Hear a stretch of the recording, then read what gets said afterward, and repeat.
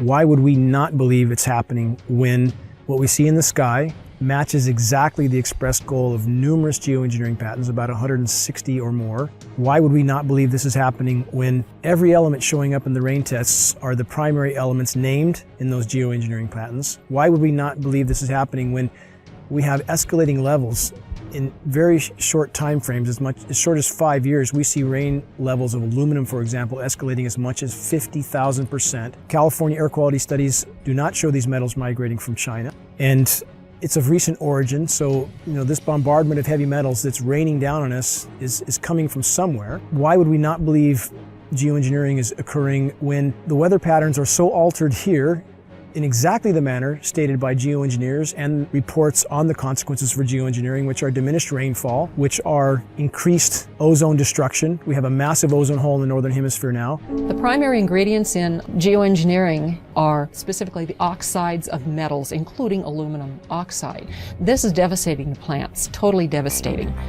The trees are dying. Why? Approximately 2 years ago, I rode in the back, and you can ride in the back of my place for miles. You can go all the way through the woods, creeks and everything, and it was, I say was, gorgeous. And the day before yesterday, I took a ride, and I rode in the back, and what I found was total devastation. As I pointed out before, Michael, we're seeing, as in this example here, very hardy native plants completely flash out dead. That looks like it's been hit with some kind of a chemical. And we've only seen this in the last couple of years, and there's another one there, back over there. We're seeing mature madrone trees, which are 70, 80 feet high, flash out dead, just like this. USDA refuses to investigate it. The pH typically around here should be about 5.6. Well, since the contrailing got heavy, I watched the pH here in these forests, well, go up, I guess would be the word. From 5.6, it went about 20 times more alkaline. Very big red flag of fallout from these materials are pH changes to the forest floor. We have very extensive studies from the U.S. Department of Agriculture on the soils in our region, and those soils have changed in 5 to 6 years. The pHs have changed in this area as much as 10 to 12 times toward alkaline in 5 to 6 years. I've personally been in the forest testing with USDA soil scientists who just scratch their heads and seem to have no explanation for incredibly profound changes in pH, which is affecting the ecosystem here tremendously. There are simply too many dots here that connect. Our skies are almost never blue anymore. That is a named consequence of geoengineering. The amount of lost sunshine hitting the planet right now is beyond belief. If people look up the term global dimming, they will see that fully 20% of the sun's rays that reached the planet several decades ago are no longer reaching the planet. I mean, that's a profound change that few people even know is occurring. And you have very visible occurrences in the sky from the aircraft, a very visible sun blocking, expanding, dingy trails that are exactly what geoengineering patents describe. Heavy aluminum, I'm talking like in the 40s and 50s up to 3, 4, 5,000. That's still common. Barium, strontium to somewhere 40 or 50 to, again, about 2,000 or 3,000. Same for both barium and strontium. Where is this mountain of metal coming from? Why is asthma, ADD, Alzheimer's, autism, all elements related in many studies to aluminum or particulate inhalation? Why are these ailments going off the charts with no apparent explanation? Why has respiratory mortality in the continental United States gone from 8th on the list to 3rd in 6 years? And no one seems to ask any questions. Why every other person has asthma now? Why every other commercial on TV is an allergy medication? As an on-air meteorologist, I had a responsibility to my audience. There were storms that were not behaving as they were modeled or they historically would have responded. These chemtrails are absolutely required to impact whatever weather event they were designing. And the trails were an absolute necessary ingredient for them to achieve their weather modification goals. So we're finding the aerosols, the metal particulates, all of those can be used and leveraged to create weather events that are several standard deviations or outside what would be typically normal. One of the things we know about the materials that are being used in the aerosols, we've seen everything from aluminum oxide, barium salts, strontium, copper sulfate, potassium iodide, a number of different kinds of things, each of which have different levels of reactivity with the moisture in the air. Some, like aluminum oxide, tends to sequester the moisture. The aluminum oxide nanoparticles, which are microscopically fine and uniform in size, attract the humidity, the moisture in the air, and it basically forms like a nucleation process where the moisture condenses on these particles. Now then, if you hit that area of the sky with a beam of a particular kind of radiation, and you can heat those particles up, just like heating up, your cup of coffee in the microwave, these particles begin to vibrate and resonate if you use the right frequency of RF energy, that they then heat the surrounding air, and they will take all of that air and the moisture that's in it to a higher altitude where it's much colder, and it'll condense and then become a low pressure system. Well, the one thing that we know has happened is because these are nanoparticles and they float like mad with a little bit of moisture added to them, they go over the Continental Divide and they dump all of California's rain into the Mississippi Valley, which is the reason they're having floods and tornadoes and fierce storms and odd weather back east. The effect here in California is drought. Environmental manipulation is like the ultimate method of covert warfare, because you can literally shut down food production. You can create a situation where the people within a country revolt against their own government, and you're invited in to mop up the mess. The issue of owning the weather by 2025, which is a military publication, we've quoted it as far back as, I think, 94, 95 even. But you go back to these earlier reports and you look at sort of what was the objective, and the objective is exactly that: control the battlefield environment. Environmental factors give you an absolute advantage.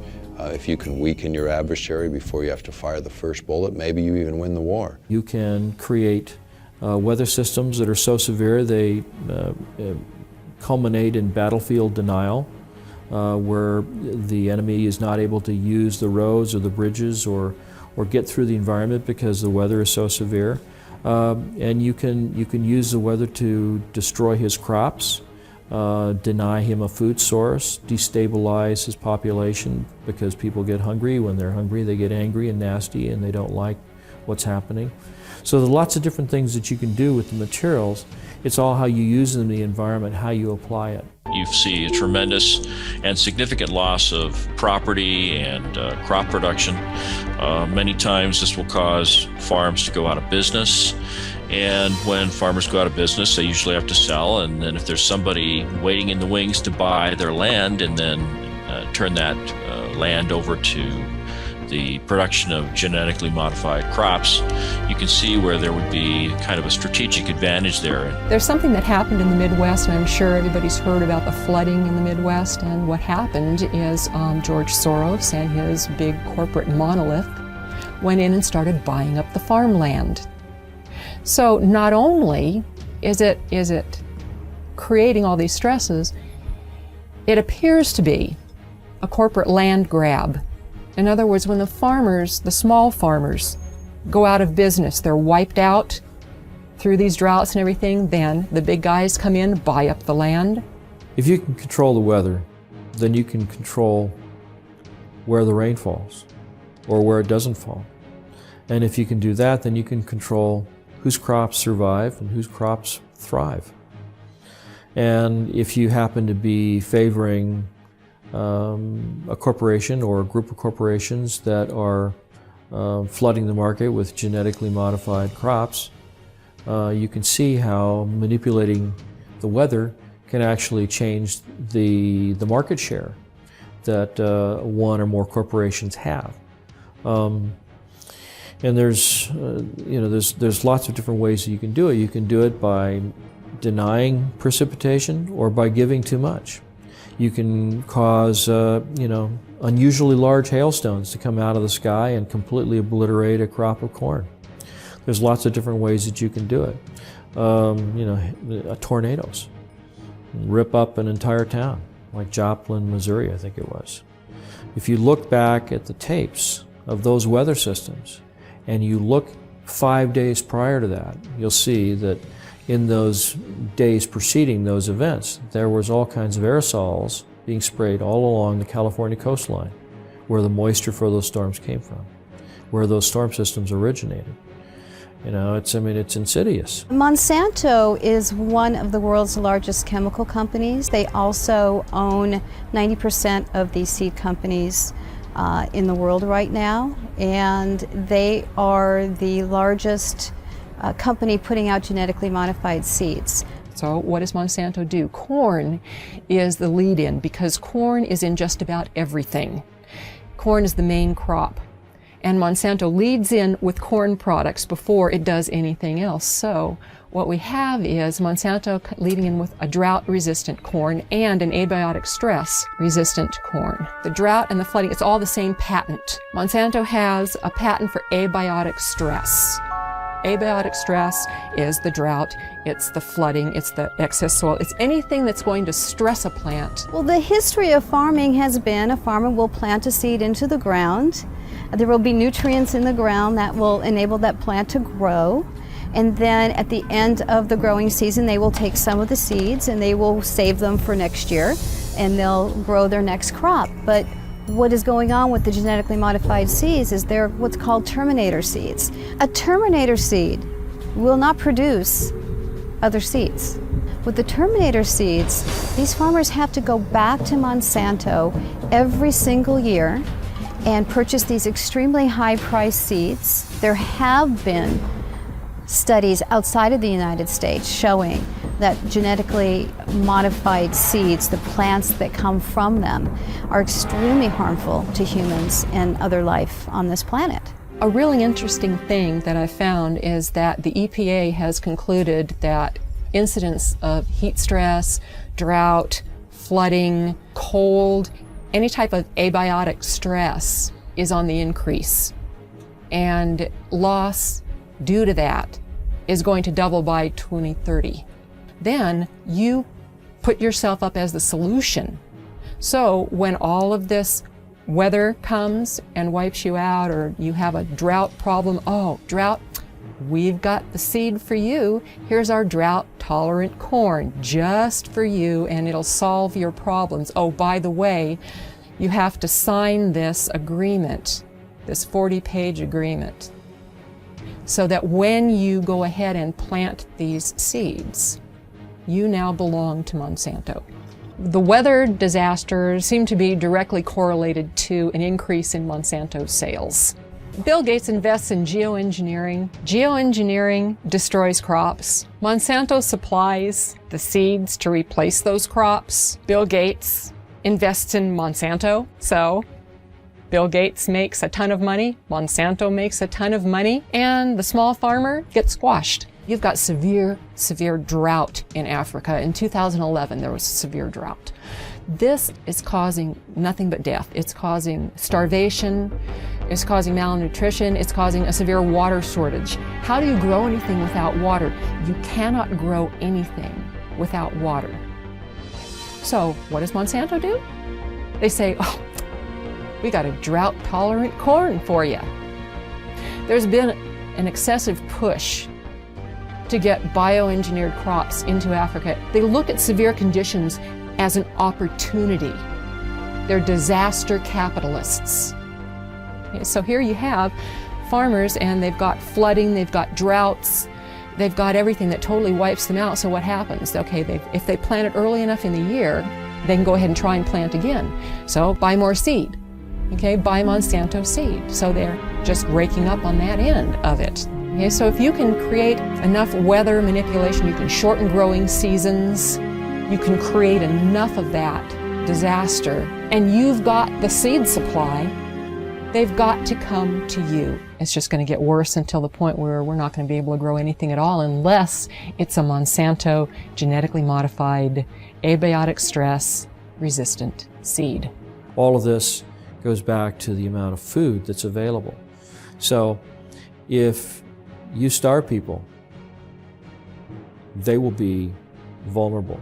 They will be much easier to manipulate and forced to do whatever a government wants them to do. So if you control how much food there is, or its availability, through things like the weather, or using the weather as a strategic tool militarily.